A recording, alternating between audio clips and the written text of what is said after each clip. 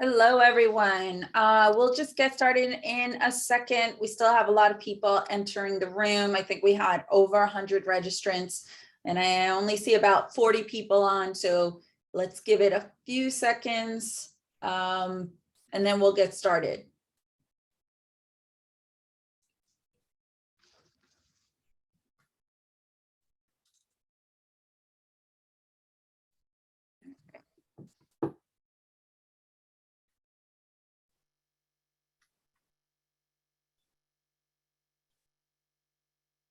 I lose Jared.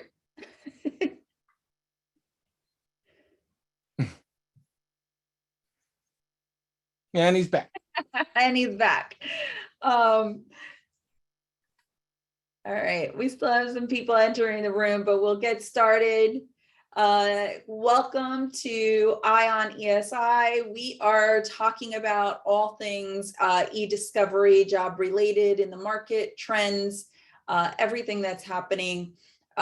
This is an interactive conversation. It's not a talking at you conversation. So as always, if you have questions, feel free to throw them in the chat. Feel free to raise your little emoji hand and let us know that you've got a question, or put your camera on and your mic on and just ask the question. Again, this is interactive. This is not meant for us to just sit here and talk at you. So my name is Maribel Rivera. I am Vice President of Strategy and Client Engagement at the Association of Certified eDiscovery Specialists. I'm joined today for our quarterly call with Mike Quartararo, President of ACEDS, and Jared Coseglia, CEO and founder of True Staffing Partners. Welcome, guys. Hey, how's everybody doing? Doing great. How are you guys doing? All right. I feel like my camera's crooked, but. What is new and exciting? What's happening? Okay, Jared is very dressed down today, which I love. But he's on brand. He's on brand. He's on brand, but he's dressed casual, which I love. I think we're gonna have to just get some True Staffing and ACEDS t-shirts for this. Yes, I need like a t-shirt cannon. Yeah, there we go. A t-shirt cannon and give everybody some NFTs of true swag. Yes. We don't have that, by the way, but maybe no, but we'll work on it. We'll work on it. There you go. Jared looks like a Beastie Boy. There we go. That's what we're going for. Again, for anyone who's just coming in, this is an interactive conversation, so please feel free to have your questions ready to share with us. Are you two ready for today? Ready, willing, our able. Quarterly call.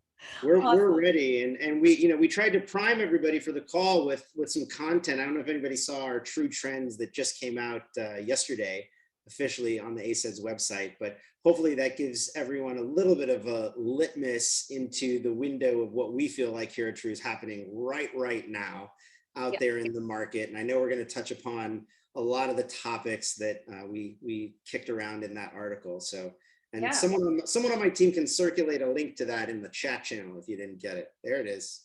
And so let's kick it off with that, right? So your True Trends, you wrote recently that the window is closing for taking advantage of growth in hiring trends. Why do you say that? What's driving that trend? And I love that it's called ESI FOMO.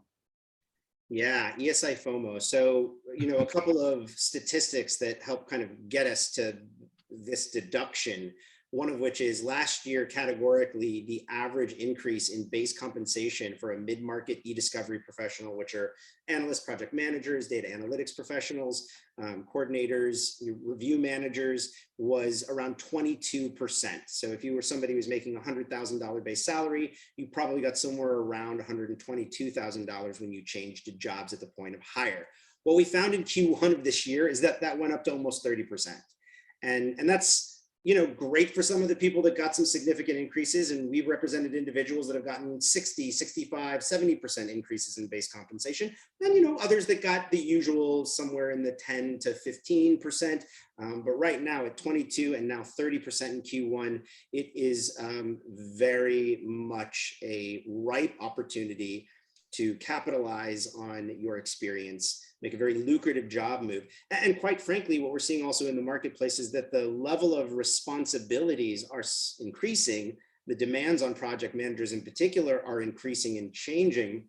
And so some of the responsibilities of these roles really are elevated, and they're being compensated accordingly. So, point being, why isn't it going to go on forever? Well, like everything in this world, things don't last forever. And what we're seeing happen right now in the stock market is going to eventually affect business. Stock market had another disastrous day today. The Fed is raking up, hiking up interest rates, and that's going to have downstream effects on business and on risk, and ultimately on then litigation. So companies are going to start preparing for that, which means they're going to be less likely to spend the same kind of money that they might have more frivolously in 2021 and even in the first quarter of this year to finally close the gap. What we're seeing from a certain subsets of customers is a very deliberate holding of a concrete ceiling in compensation ranges, which unfortunately is elongating their searches.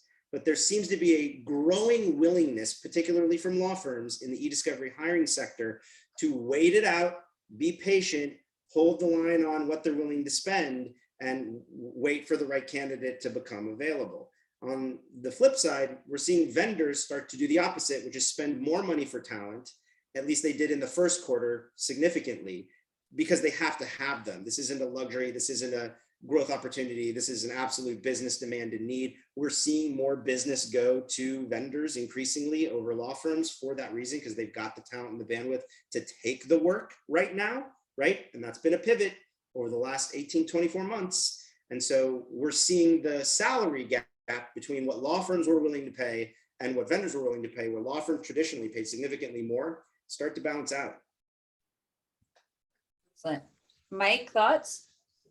It's interesting, and I'm wondering if some of the trends you're describing aren't rubbing up against the notion. And I had an ingenious thought while you were talking, but I was trying to think and pay attention at the same time, and it clouded my judgment. But I feel like there's a tension here regarding like who's. But let's just get to the heart of the matter here. Is there any such thing as an entry-level job in this business anymore? No. So we'll jump ahead to kind of some of the deductions in that article. And 2%, I think, of our job order intake in the last 15 months has been for people with little to no experience in eDiscovery. 2%, right? That's like not even double digits amounts of people. This is a very small percentage of people that are getting jobs in eDiscovery. Most of the employers are looking for experienced people who are plug and play, who can step right into the jobs and immediately begin billing to their clients. The sooner they bill, the sooner they're getting their return on the investment from the employee. And that's very much the case for law firms and vendors, which is where the best salaries are and often some of the best jobs are in the marketplace if you're looking for vertical mobility and to make real institutional impact. And we find that 90 to 95% of job openings are at law firms and vendors in eDiscovery in particular. Very little opportunity in corporate, relatively speaking, in terms of volume of jobs. But yeah, there's not a lot of entry-level hiring, and that's because it either takes too long to get people trained to become billable. They don't have the institutional resources or process built to onboard people without plug-and-play skills, get them trained, get them billable and functioning for clients. So we just don't have a lot of customers that invest in that. And the ones that do really do it in a very formal way. It is a farming system in the kind of AAA, AA baseball sense of the metaphor, where people come in and they know exactly what that person is going to do and how they're going to do it and how they're going to get trained to do it, because they've had people that have done it. They're moving them through a process. They get elevated to another level. There are targets and milestones that are in place for this person to achieve vertical growth and financial growth within the company. And those things are, and I encourage people that are building farming systems to find them prior to going into this. Having that kind of structure is something that, quite frankly, yeah, the millennials weren't looking for, but Gen Z is. They are. Gen Zers like structure. They like definition. They like clarity, and they like much more feeling like they're impacting an organization than they care about getting really wealthy. That's been our experience. That's what all the data and surveys out there in the world say to us. And that's who's missing. That's who we don't have in our ecosystem. So for me, it continues to raise the question I raise, I think, every time we talk. And that is, where is the next generation of eDiscovery professionals? Because I don't know anybody who's 23 or 25 in this space right now. I'm getting older. All of my colleagues who have been doing this for 20 years are getting older. You know, there's 40, 50, and 60-year-olds working in eDiscovery. Where's the pipeline? Where's, you know, you talk about farming. Where do those people come from? Do they come from paralegal schools? Do they come from IT? Do they come from, you know, this? I don't see it. And I'm wondering where they are and what they're doing and how do we get them into the pipeline? I'm gonna answer that question by reversing it on you completely. Problem isn't getting the talent into the pipeline. The problem is getting the hiring managers to be willing to hire that kind of talent. That is the problem. I got plenty of people who have gone out and gotten their ACEDS. I was just telling Mike this story, if anyone on my team is on the call, of the guy, he's a banker. The guy's a banker who, for whatever reason, I won't get you into the long backstory why, is interested in being in eDiscovery. He went out and got his ACEDS certification training. He's went out and studied and got his RCU. He's never been able to apply any of this knowledge. He's a bank teller, right? A bank teller. But somebody just hired this person because they've shown initiative and they were willing to take a chance on somebody who's really passionate about getting into the space. I've got a lot of people like that. We've got all these scholarship winners who recently were awarded ACEDS scholarships. Most of them are in the industry or have some experience, but there were a few that didn't have any or were from tertiary industries like IT or paralegals that are trying to find more interesting or lucrative businesses to parlay their skills into. But the problem is there's no jobs for these people. So they can get all the skills that they want if they've got zero experience, right? But the reality is the next generation is probably going to come from people that are doing something that has to do with litigation. I don't think paralegal is the right nomenclature. Litigation paralegal, maybe. Compliance paralegal, maybe. Regulatory, work, maybe. Legal IT, maybe. But people in IT, to try to break into eDiscovery now, I feel like it's a bit of a natural fit. I feel like you might be working in IT and the legal team gets in some data and they come to IT and say, hey, load this up to the server or, do whatever with it, right? And so there's a progression there that could get them interested. Like, I mean, if you're just sort of a data hack and you feel like you're not making a contribution to the firm, there's a possibility for you to say, hey, I'd like to, get involved in the actual litigation and see what I can do there. I can see that happening. I've seen it happen. I think, Mike, I think it depends. I think there's two things IT people have to really convince somebody that they're not entry level, right? Because if they're entry level, there's no jobs for them anyway, right? That's the problem we have to fix, is getting hiring managers willing to hire somebody that's entry level. But IT has work experience. How do they convince someone they're not entry level? Well, one, they've got great customer service. They've been in an IT role that's been client or customer facing, where they've had to interact with the customer and explain complex technical terms or walk them through troubleshooting when somebody's hot tempered and get to good resolution and results. If they've got great customer service, someone in eDiscovery might be more willing to take a chance on them and consider them less of an entry level candidate. Conversely, if they've got really deep database or analytic skills and are working as a business analyst in some IT capacity where they're crunching data, that usually is where we see customers willing to consider them not entry level, right? Because you got to keep in mind, Mike, it's also about money. And somebody who's really entry level is willing to take maybe $40,000 to $65,000 a year, depending on where they live and where they got schooled and what they want to do. Whereas somebody who we're describing who's already had a job in IT or been a paralegal in litigation somewhere is probably more in that 60 to 100 range. And so they're not going to take a job at $40,000 to $65,000 a year. So they can't be entry level. They've got to do a little more or be able to articulate their value proposition that makes them not entry level, that gets a customer willing to say, okay, the window of time before you become billable will be truncated compared to the next tier down of compensation talent that is truly entry level. And I think those people actually have a really hard time articulating that value proposition on interviews. We don't see a lot of them making that conversion unless they have gone back and gotten an ACEDS cert or a relativity cert or some kind of something that gives them confidence and verbiage to go on these interviews and make that case. We have a question, Mike, while you hold your thoughts. We have a question. Thoughts on the timeline to an inflection point where litigation paralegals are eDiscovery professionals? It is part of the future state paralegal job. I mean, you're not gonna like the answer. I'm gonna go out on a limb here because I mean, obviously my paralegal background, 30 years ago, I was a paralegal.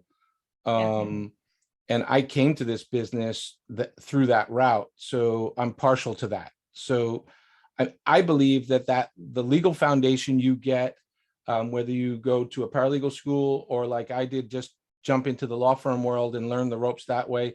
I believe it provides the fundamental foundation for what you need to know to be an eDiscovery professional, an IG professional, even privacy and cyber in legal, right? Understanding how a law firm works, understanding the needs of a client, how those two sort of stakeholder organizations interact with the courts and the government and regulatory agencies. That kind of experience is invaluable in this space. Now, can you convert that? And this is where I think Jared could speak to it more than I could, but can you convert that into eDiscovery project management, information governance professional, privacy professional? Yes, that foundation is critical. The question is, can you make the move? And the answer is, if you get technical. I mean, that's the short answer, whether it's one people like or not. And look, to answer your question directly, Maribel, my opinion is we've been asking that question for 15 years. When is the inflection point going to come where litigation paralegals and eDiscovery professionals are essentially the same thing? And the answer is never, never. There's always going to be a carve out for the litigation paralegal that has a separate set of responsibilities, a different kind of relationship with the attorney, sometimes which is more intimate, right? In the professional sense, in the substantive sense. Thanks for that clarification. Yes, in the substantive sense, right? Like really getting into the nitty gritty of the case, more of the Aaron Brockovich kind of, relationship with an attorney that we theatricalize, right? You don't see us theatricalizing, dramatizing the relationship of eDiscovery project managers and the attorneys who litigate the courses in public forums. And there's a reason for that. It's a different kind of dynamic. So I never think there's going to be an inflection point. The question we have to ask is, at what point in someone's career as a litigation paralegal do they hit an inflection point where the financial and professional mobility vertically is no longer viable until they get technical and can move into eDiscovery? Because at the end of the day, eDiscovery people make a lot more money than litigation paralegals. And I wanted you to hit on that. I wanted you to explain that difference, because people ask me that question all the time, and I tell them it's astronomically different. Do you have any data on the numbers around that? So what is a litigation paralegal making at, whatever, AmLaw? Oh, on the money, sure. On the amount of people, probably not, because I don't do litigation paralegals. But litigation paralegals, I mean, some of them at their peak get to 6 figures. Some of them maybe like 120, 125, probably people that have been at a law firm for 25 years maybe are making more than that. But there's no litigation paralegal out there making $200,000 base salaries. And I place eDiscovery project managers at 150 to 200 all day long right now, all day long. That's helpful. And maybe the litigation paralegal saying, yeah, but I get paid overtime and I make a little bit more. And I'm like, okay, but we're also, and this is a whole other can of worms we can start to open up as well, which I also talk about in the article, is I think our habits and choices are changing. As the community gets older, as Mike has described, as we get older, placing less value on busting our chops on an hourly rate to make more money and get rich, and are placing more value on the time, effort, and energy and efficiency of what we do based on our expertise. The older an ecosystem of talent gets, the less they want to make their earning on an hourly rate, unless that hourly rate is, like an attorney's where they're making $1,000 an hour when they're in their 50s and 60s, and no one in eDiscovery is commanding that kind of compensation, right? So that becomes the choice is, all right, these people aren't going to want to put in the hours that the industry needs them to put in to do all of the heavy lifting required to execute on eDiscovery projects. How are we going to build an ecosystem with lower cost of labor, lower cost to clients, and not a forceful destruction of quality of life because the only people to lean on are the ones that are also our experts? So we've got two questions here. Can you give some thoughts on how to increase skills from being a document review attorney to become a team lead or PM? Yeah, look, Wait, repeat that for me. Can you give some thoughts on how to increase skills from being a document review attorney to become a team lead or PM? All right. You first, Jared. there are two different paths, so two different agendas. If you're going to move into being a team lead for doc review and want to move into being, a leader of team leads in doc review, there's a couple of things you categorically have to have. One of which is an incredible ability to retain reviewers, right? You've got to be a people person. You've got to be likable. You've got to be inspiring. You've got to be somebody people want to work for, like working with. You take care of your people. You know your reviewers' names. You're, trying to provide them professional development the same way you wanted professional development that got you to where you are today. Like that all matters. And when people hire leadership in doc review, that's one of the primary things that they look for. The second of which is you've got to be great at metrics. If you don't know how to run metrics over your reviews, if you're not great at reporting, if you're not great at being able to see the forest through the trees on a review, and sometimes that means being great at analytics, depending on the scale, complexity of the kind of opportunities you want to pursue, that's the next most critical thing.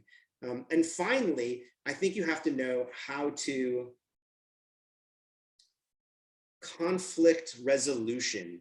You've got to be great at conflict resolution. I think those are the three things that move someone from being a worker bee to a leader bee in the doc review business. And some of those things are a little harder to train on or go out in the marketplace and get skills for. Now, on the flip side, you want to be an eDiscovery PM? It's real simple, doc review attorney. Get technical. You have to get technical. An RCU will not make you an eDiscovery PM. An RCA might get you in the right direction. You have to be able to administer these databases. You have to be able to understand how to wield and move data, how to run reports on that data, how to ask for the right things from a forensic collection all the way through to a document production. That's the difference, right? It is a technical skill set. It doesn't mean you have to be great at all the advanced things that can and should be done with data like AI and analytics, but it does mean that the corpus of your knowledge has to move from being far right in the EDRM to a full encompassing EDRM from the time a document is collected to the time a document is produced. The time a document is identified sometimes. Amen. And there's a bigger component. I agree with the get technical, but we don't talk about this a lot. There's a consultative component. You have to not just resolve problems. You have to not just be technical. You have to be consultative. You have to have that sort of, it's not a tangible skill. It's the ability to look at a situation and sort of persuade people to do things a certain way, or just gather information. Sometimes it's just talking to a client or a custodian. It's about understanding, as Jared said, the spectrum or the life cycle of an entire project. It's not just how does this software work? How does that software work? You've got to be able to anticipate problems. You have to be communicative. You have to be structured in your approach to things. You have to have planning skills. There's so much that goes into it that, the soft pieces. Yeah, all of the soft skills that is what you're talking about, right? More customer service. Absolutely. And I know lots of doc review attorneys. I used to run doc reviews. I used to talk to, there's sort of a hierarchy, and I know doc review attorneys kind of get a bad rap as, they're stuck in this world. I know people who do it and they love doing it, and they wouldn't do anything else. But there are others I talk to who say, I'm trying to fight my way out of this doc review world. And I get it. Everybody, I hope, has ambitions to do something more, to make more money, to have a better job, more responsibility. And it can be challenging once you're pigeonholed, but I think there's tremendous opportunity there. You've already you understand the end game. The doc review piece, people don't look at doc review as the most important part. And I guess in some ways, the most important part might be how you get the data to begin with and what you do with it. But doc review can make or break a case. It's where the evidence is uncovered, right? So that's really kind of critical. And people view it as this rote activity, click, click, click, click, click, responsive, non-responsive, privilege. It's not just that. You're getting that evidence and giving it to the legal team and giving them an opportunity to tell their story with the data, with the evidence. So it's critically important. So don't anybody think that being a doc review attorney is not a valid or worthy cause. It absolutely is. Can you come out of it? I think absolutely you can. The question is, how are you going to dedicate yourself to the learning process? You need to understand the whole process. I mean, Mike, the last point is the zinger. That's the takeaway, because my perspective is this. Yeah, it's valuable, but there are 30 times, maybe 100 times the amount of people doing doc review versus the amount of jobs there are for eDiscovery project managers. And I can tell you, because we go through hundreds of these resumes a month, that it is very few doc review attorneys who actually take that next initiative to go and get technical, because it is very difficult on an interview to convince a customer that the reason they should take you is because you're consultative and can have the aptitude to be more consultative if you don't know what happens before the document hits your screen. I mean, it's impossible, right? You've got to be able to wield the tech before you can consult on what you're wielding. And I agree. Think most doc review attorneys don't, because look, paid overtime, good money can get really addictive, and people are like, I just don't have the time. And I'm like, well, look, don't take the next project and take 2 weeks off like a vacation and go and study and get some technical skill set, or ask to stay after and work with someone at your company who does this, and let you watch over their shoulder while they're massaging and manipulating data or running a production, because that knowledge is going to be much more valuable than anything to an employer that's going to hire you as an eDiscovery PM.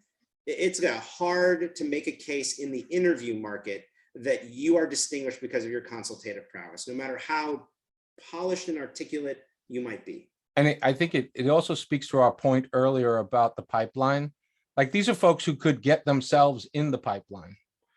And, they already have. Like, why should they? Because there's really not a job for them, right? Because they want to get paid $125,000. That's what they're making with overtime as a doc review attorney. And if they have zero experience working with databases before it comes to them to review, nobody's going to pay them that, because they can go get an eDiscovery, like a real eDiscovery project manager, maybe not one of the best anymore, but they could go get one, or they could pay 20 grand more and get a fantastic one.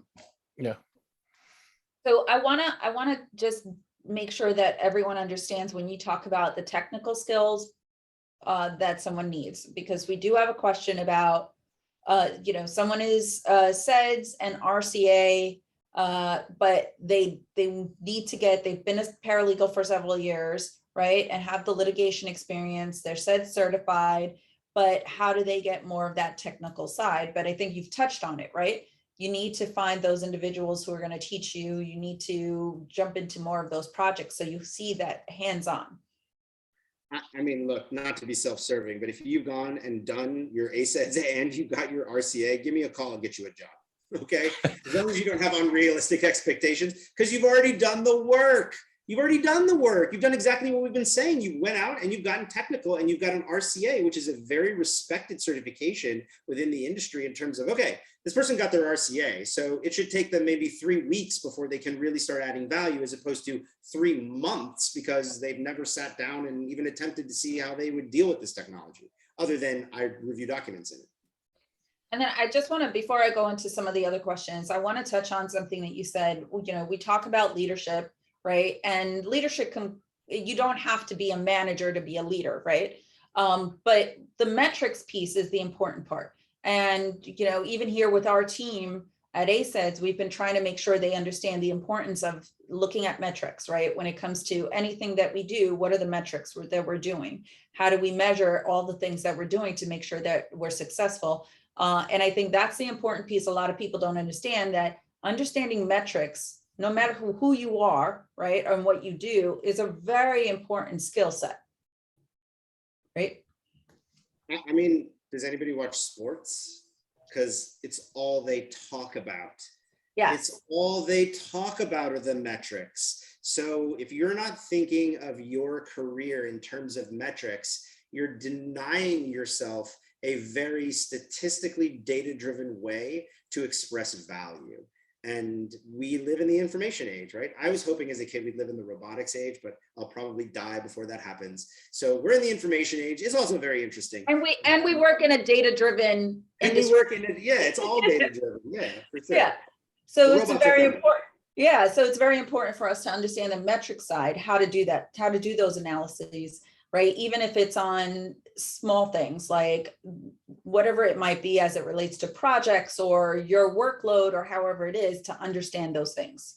Yeah, or if you're a job seeker, I'll give you some examples. Like the job seekers who come to me and they're like, I've sent out this many resumes to this many companies. I've gotten this many rejections. I've gotten this many interviews. I've gotten this many second interviews. People that can talk about their interview experience before they come to us with that kind of data and can unpack it for us and talk about it thoughtfully allows us to go, oh, well, that's interesting. Like you're sending your resume out too much. You're taking some of the wrong interviews in the wrong areas. And this is what, and we're able to like analyze some of that and provide some direction. Somebody comes to me and is like all emotion. I'm frustrated and I'm going on these interviews. I'm not getting these jobs. And then, how are you going to help me?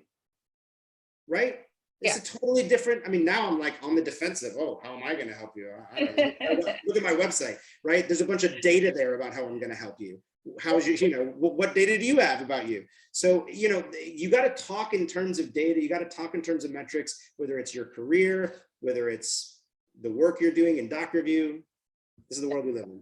I think it's important too to be realistic with yourself. I think years ago when eDiscovery was sort of in its infancy, it was real easy for anybody to just sort of dive in and work their way up the ladder. I think that's not the case anymore. People are more discriminating. Employers are more discriminating in terms of skill sets and hiring, and they're looking for someone who fits and so on and so forth. So I think it's not just I feel like the career jumping is over. Am I wrong about that? You're very wrong about that. I'll tell you why. And this isn't us, I think this is Korn Ferry. According to Korn Ferry, 58% of people in America changed jobs since March of 2020, right? We're at our kind of 2-year pandemic anniversary. But that's not eDiscovery, that's jobs generally. It's not eDiscovery, that's just the general world, right? But we're finding now that probably like 1 in 5, 1 in 6 people that took a job in the last 2 years is having remorse about that job, right? Not necessarily through us, but just in general, right? People change jobs a lot and some people are having remorse. Maybe I made the wrong decision. Maybe I took the job because it was a lot more money and it's not the great fit. So you are going to see people hopping jobs again to recalibrate this inflationary decision-making. And you're going to see hiring managers do the same thing, right? Some hiring managers have come and said, I made a mistake. We hired the wrong person. Can you help us find us the right person? And you're going to see people switching jobs and it is not going to stop, man. I mean, the volume of movement isn't going to change until the amount of available jobs decreases. And what we're seeing is the amount of available jobs where you can get a 30% increase in salary are decreasing. The amount of available jobs coming to market on a weekly basis are decreasing for eDiscovery, which means what's going to be left when all the jobs that'll pay a whole lot more money are filled are the jobs that have been open for a really long time and trickles of new ones. That's where we're headed into Q3 and Q4, guys. Now is the moment. And if you wait until Q3 or Q4, you will have less options in eDiscovery to move jobs. If we hit recession, which a lot of our customers are bracing for, they're not going to pour money into growth. They're going to staff to meet the needs of the business that they have that is in their pipeline that is real. Yeah. And then Mike, I would say also is that we're seeing this whole generation that's coming in that do hop jobs a lot, right? They're looking for that job that they really enjoy, but they're all over the place. So if we ever bring more and more people into those entry level roles, I think we're see more of those people jumping around. You know, I'll just add more complexity to that observation, which is an accurate one. The contract market for mid-market eDiscovery professionals to say, I'm going to be a lifestyle contractor. I'm not going to go take a full-time permanent job somewhere because maybe I don't want to stay there for more than a year or 6 months.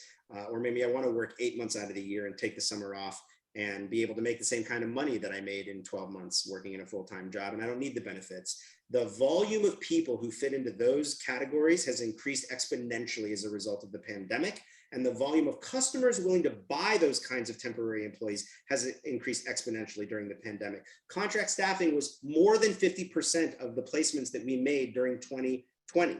Right? That's because no one was willing to hire full-time people in 2020. Everybody was like, I'm only going to staff to what I need, and I don't want to commit because what if there's another surge and we wind up going in lockdown again? Remember the lockdown in the summer of 20, where there was really nothing to do.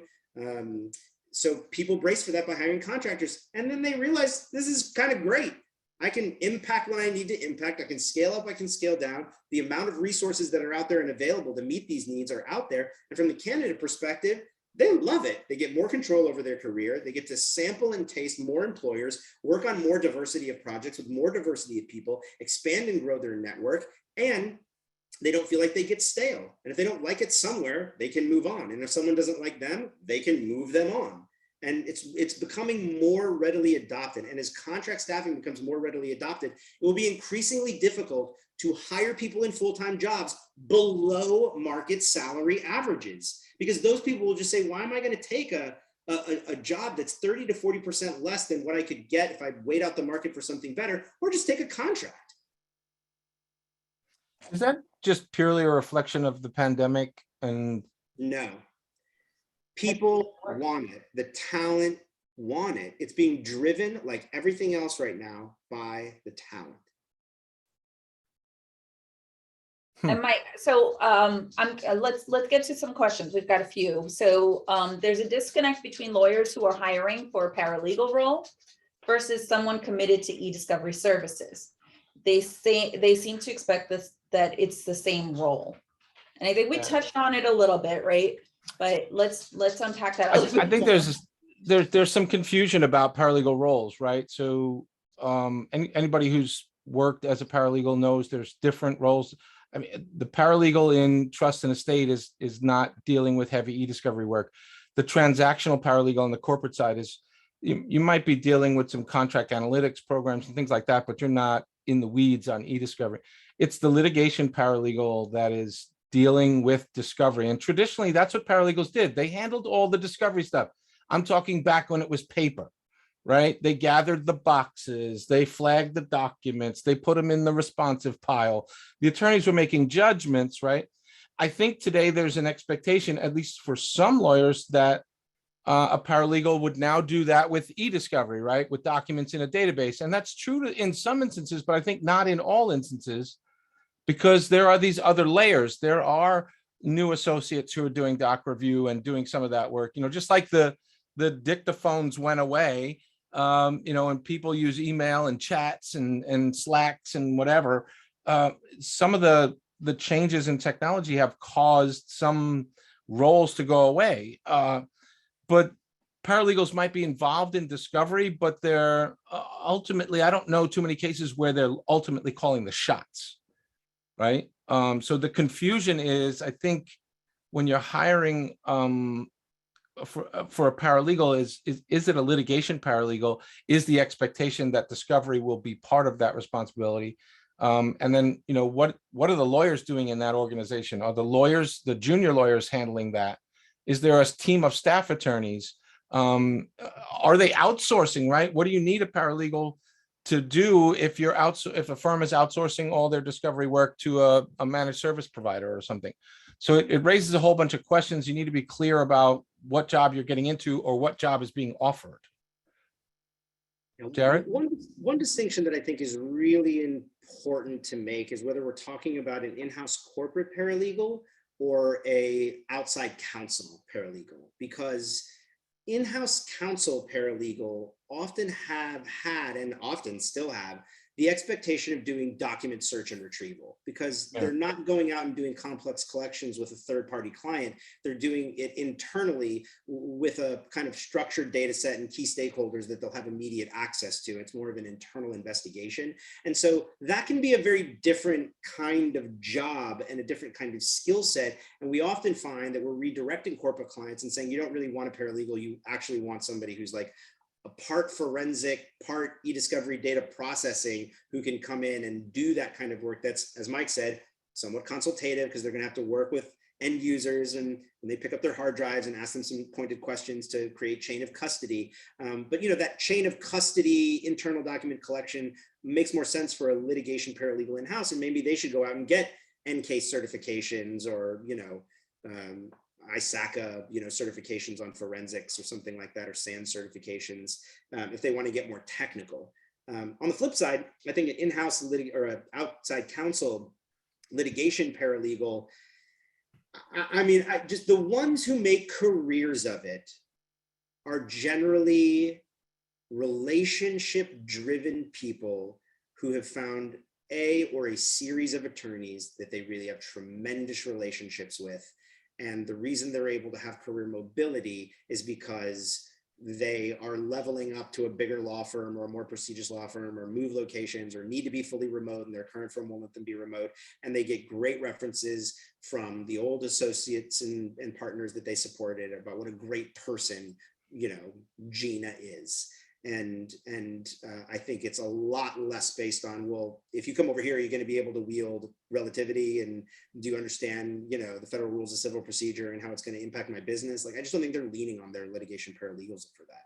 They're leaning on them for, I need you with me in the courtroom. I need you with me in the war room. I need you keeping me organized. I need you keeping the client organized. I need you to keep our associates, help wrangle these associates, fill in the gaps where I need you to help these associates understand how we do things here and run them through these processes. You know, these are things that are institutional and not entirely subject matter expertise within an industry vertical related, right? It's knowing how the law firm works, how these partners work, how these associates work, being great at customer service. And I don't think that's what they want in-house for paralegals in corporations. Very different. I also think there's a little bit of a shift going on with some of the data privacy laws now too. So there's going to be a need, I think, as more privacy laws and data access requests, and those, you mentioned the word internal investigation, that's the kind of thing that could be given to it. You don't need a lawyer for that, right? Right. So that could be an in-house role, whether that's a paralegal or someone who manages data or an IT person, anybody's guess where that ultimately, I think it's early still. But I'm starting to hear a lot more talk about those things. But if it's litigation related, it's probably getting pushed out to a vendor, right? And the job is probably going to be at a vendor or an outside counsel, because if it's not a job that's in the privacy program or is in the office of the general counsel reporting to a privacy attorney, then they're probably finding another resource other than a. Well, it becomes a compliance function, right? It's really complying with privacy laws, right? So a paralegal working in compliance, I mean, that's a traditional in-house. But then I would give very different advice, Mike. I wouldn't tell that person to get technical. I'd tell them to get very savvy. They still need to get technical. They still need to get technical. But they don't to get a job, Mike. eDiscovery is far more commoditized and has been around a lot longer than data privacy. And the reality is, to get a job in data privacy, I tell you to go get an IEPP certification or learn about GDPR or CCPA. And while there are technical elements involved in understanding those rules, I don't think they need to know how to wield OneTrust in order to get a job in privacy. There are a lot of other ways to get into privacy, but in eDiscovery, if you can't wield relativity, if you can't wield some of these technologies with a hand on a keyboard, it is infinitely harder to get a job as somebody that doesn't have that experience. Next question. Next question. And this is a great question. This is what makes someone a great eDiscovery professional as opposed to just okay? What specific skills do the greats have? And I think one of them, of course, is the soft skills we talked about, right? Organizational skills, communication, consultative. Those are always great skills. Analyses, like those are things that people should have. How about responsiveness? Responsiveness, like it. What else? Like Yeah, the client sends an email, they get a response in 15 minutes. I don't know that I would add anything to that list. Like those are my top three: communication, organizational skills. I can probably, if I think about it, dig up a few more, but those are the big ones. Those are the ones that really matter to practitioners, whether they're on the client side or the law firm side, frankly, on the vendor side as well. But I would say managing up, out, and down, right? That's a great skill to have, right? Managing up, down, and out. I'll give a slight different take on that and say proactiveness. yeah, Right? You're not waiting for it to come to you. You're on the front lines out there, looking to get ahead of potential problems, looking to make yourself visible to your stakeholders. Being proactive definitely is a distinguisher of greatness. Excellent.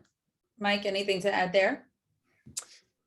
anybody's ever heard me talk about my years at the law firm would have heard me say that one of the things I used to do, and I went to a firm where there wasn't a lot of sort of eDiscovery legal tech adoption, and part of my mission was to get it more embedded, integrated into the practice. And so every Friday, my job on Friday was to walk around to litigators' offices, knock on their door, ask how they're doing, anything I can do for you.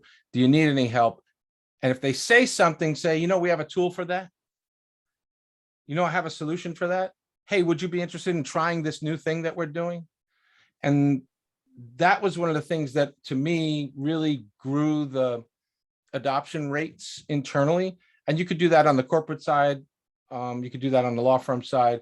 I mean, vendors generally are bringing those conversations into both of those organizations. So I think that's how I did it. But even at the vendor, you should, if you work for a vendor, you should be having that. And I think that goes back to proactiveness, right? That's the one thing that, people do look for. And if you're at a vendor, I don't think it matters where you are. If you're proactive in those conversations, it's always going to be important for your career. Yeah, be out in front of it. And I can't tell you the number of times that my phone would ring and be one of those people whose doors I knocked on, and they'd say, hey, do you have something to do this? And whatever it was, and one of the most important things I used to say is we don't say no to anybody, right? Don't ever utter those words. If worst case scenario, I'll get back to you, but Or I'll find someone who can help you with that. Exactly. That's another one. Know your resources, right? That's another great skill. Know what you've got at your disposal, so that when you do get that call for something that's sort of a one-off or outside the box, you know who to call, know who to reach out to. I leveraged the entire industry when I was working at a law firm. I called anybody, hey, have you ever experienced this? And from that came ideas, and we found solutions. And so those are some of the more of the skills that you need to sort of bring to the eDiscovery professional job role.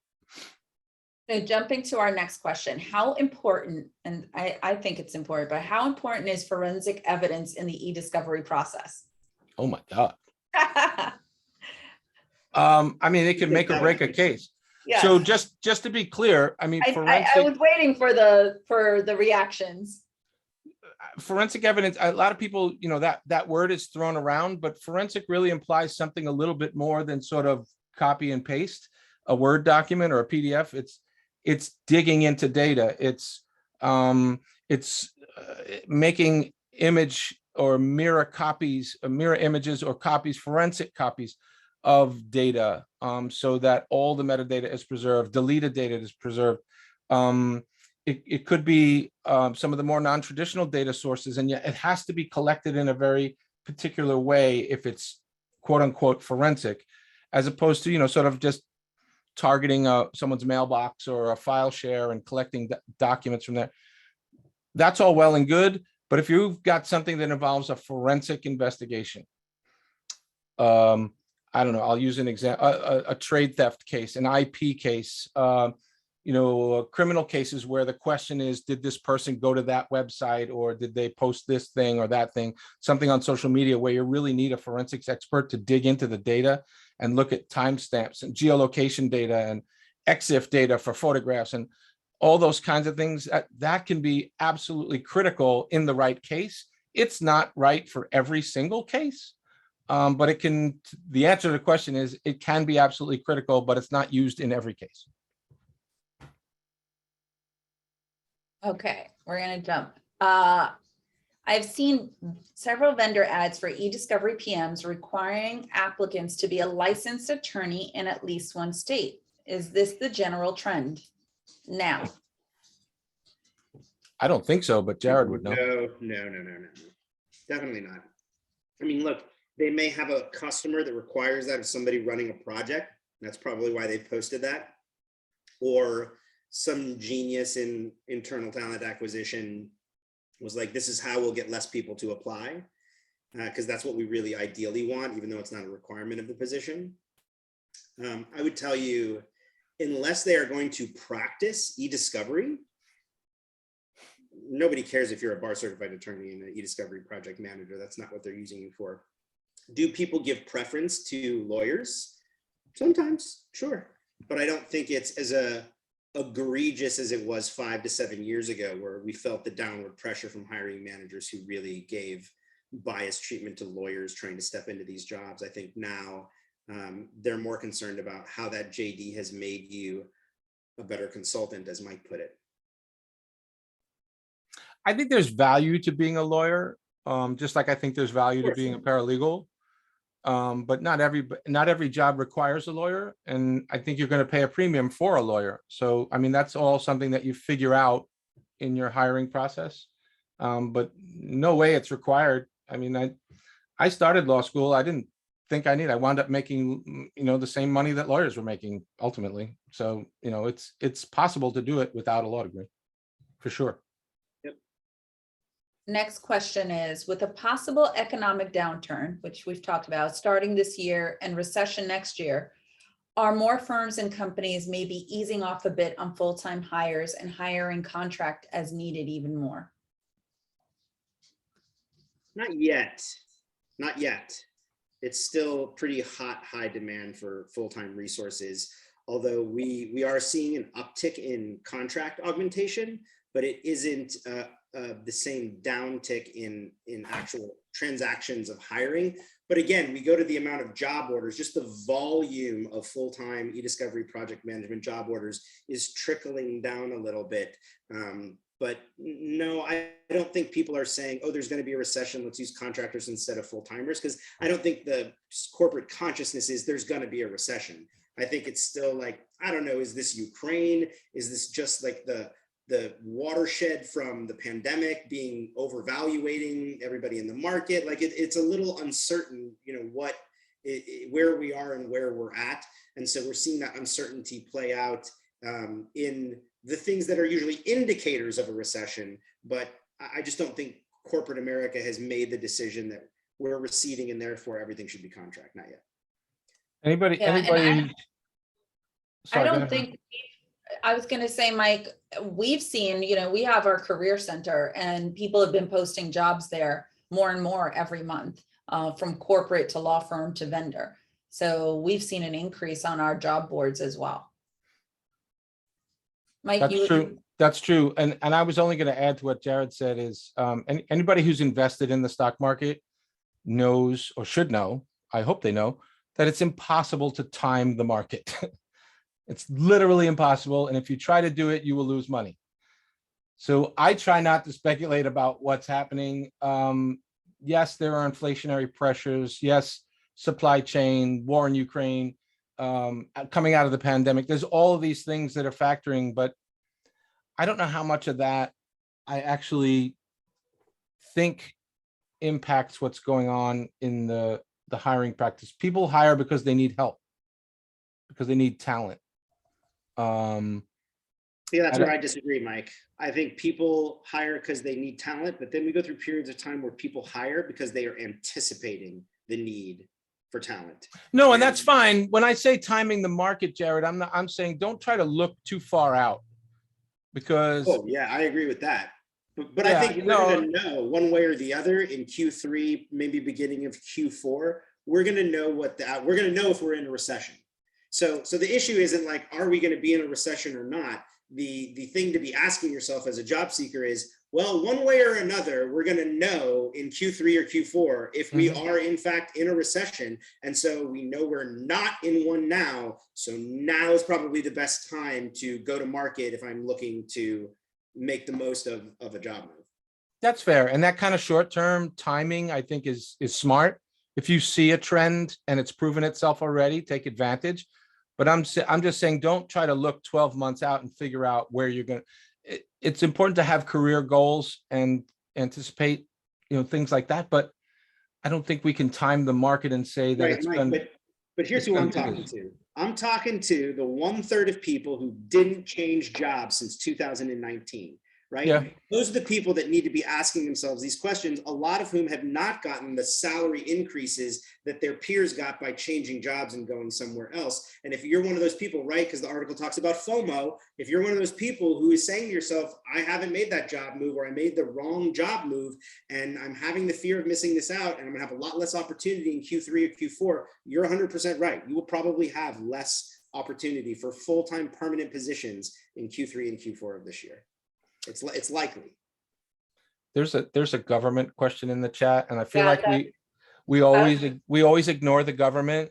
And yeah, I was just about to jump there. We've got 2 more questions in the chat, so we'll dig into that. But yes, let's talk a little bit about the government, because we, at ACEDS, we do have a lot of individuals who come to us from the government agencies. I mean, we do have one big agency that's actually putting through probably about 15 individuals through their certification right now. So let's talk a little bit about government agencies. So the question is, what about state DOJs? What are the comparisons or differences from private and state, if any? I mean, we're going to run out of time, so I'm just going to cut to the chase. If there is anybody that should be buying ACEDS certification packages out there in the world, it is government agencies and their employees. Because listen, these people have the hardest time staffing. They pay the lowest in the market, and they require everybody, for the most part, if you're federal, to come into an office in Washington, D.C. If you're at a state level, you usually pay even less, maybe not if you're New York City. I know they're very proud over there about the competitiveness of their program. But everybody else is way below market. So they're not going to get the best talent available on the market. They're not. And they're going to need to concede to that and start to train and groom their own people and invest in people that are good employees, that they want to give an opportunity to move up in the organization and add increased value. And this is a great area for them to move into. And they should be getting ACEDS certified. Hey, Jared, I got a question. Just quickly follow up. It used to be like, and I'm talking about my parents, right? I'm not talking about me necessarily, but a government job was great security, stability, and benefits. Is that just not the case anymore? I know the salaries are lower.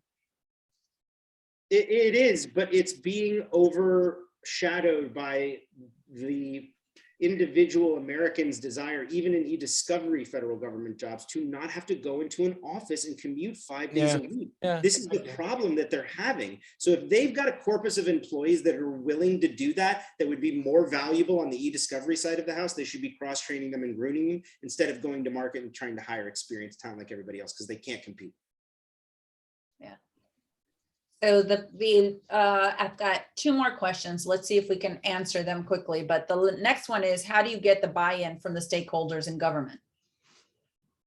Well, I think just like I just said, and if anybody needs like some reporting on the metrics that I've talked about in this call, we've got some compendiums of stuff that we can give you and you can take to your stakeholders as, documentation from industry experts about what's happening in the marketplace. But you go out there and tell them, like, we're not going to win the war going out there and trying to hire the same people that Epic and Concilio and Skadden Arps are hiring. We're not going to get those people. So let's spend that money that we would spend on really experienced talent investing in people who've invested in us, and convert some of our existing employees into eDiscovery professionals that come from disciplines like the ones we've discussed today. And you make that business case and you show how it will actually be less expensive and it won't cause it'll be less risk, because we're hiring from a corpus of people that we know and trust and can identify internally. Awesome. And then the last question was, do we have any data about salaries of eDiscovery staff attorneys at AmLaw 100 law firms? Mine would only be anecdotal. Yeah, define staff attorney. Yeah. I mean, If you want eDiscovery PMs, if you want eDiscovery analysts, we can talk about that. I mean, an eDiscovery PM at a law firm is commanding anywhere from 145 to 195 in base compensation. At a vendor, you know, I've seen them go as high as 175, 180 for a very senior PM. But I think the mean at most of these places is 125 to 150 for a PM now, an experienced PM. And I think it's incredibly regional. It's geographic. It matters if you work at Skadden or, you know, It doesn't anymore. This is the big secret. Companies are leveling everybody up. Companies realize not on the staff attorney side. No, not Definitely on the not. staff attorney side. Not on the That's staff all I'm attorney. talking about. I'm only Yes. talking about staff attorneys. You're right about that. That On varies. the eDiscovery PM side, though, it's becoming very unilateral. No, and that's because of remote work, right? You can. Correct. I'm moving to Hawaii eventually. Just to be clear, I don't expect the salary to be different there. Correct. Right. But on the staff attorney side, I think it does matter, and it's You're really. right. Look at Absolutely. associate salary. Associate salaries have gone through the roof. I'm kind of surprised at what they're paying an incoming associate now. But staff attorneys, 80, 100, maybe 120 tops. At the big firms, they make a little bit more. Yeah. At a Paul Weiss or, you know, like a big Skadden, probably, I would imagine. I didn't even realize staff attorneys existed anymore. I thought they all went kind of the way of the dodo bird. But a lot of them are really document reviewers. yeah, I think that's right. Yeah. So we're at time, we're over time actually. So I want to say thank you, Jared, for joining us again. Thank you, Mike. I know both your schedules are extremely busy. Mike and Jared and I will be back next quarter. But in the meantime, we dropped the subscription link to the blog so that you can get True Trends. It comes out every month. So subscribe to the blog so that you can get that into your inbox every month. And if you've got questions outside of this, feel free to email me with any questions you have, and we'll answer them on our next Eye on ESI. Bye, everyone. Thanks, everyone. Talk soon.